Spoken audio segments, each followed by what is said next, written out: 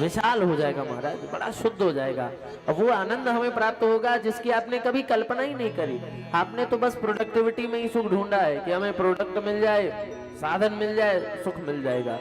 कि गर्मी के दिन में अच्छा कूलर मिल जाए तो शायद अच्छी नींद आ जाए।